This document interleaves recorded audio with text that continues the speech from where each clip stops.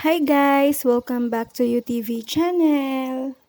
Makikita natin dito na naka-child lock ang automatic washing machine na kahit anong pindutin dito ay hindi nagpo-process.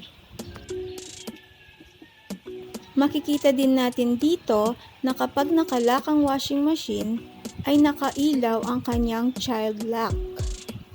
Paano ba tanggalin ang child lock dito sa automatic washing machine? Makikita nyo kung bubuksan ko ito ay mag-e-error siya.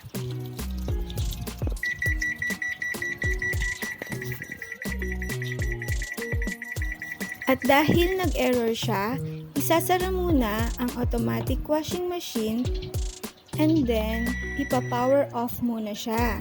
Power on ulit at i-click mo na ang start.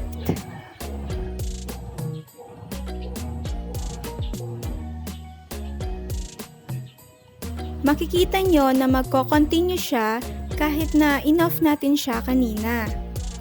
Ganito lang natin tanggalin ang child lock. Hold lang natin ito ng 4 seconds.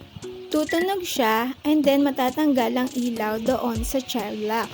Sana kahit paano ay may naitulong ako sa inyo.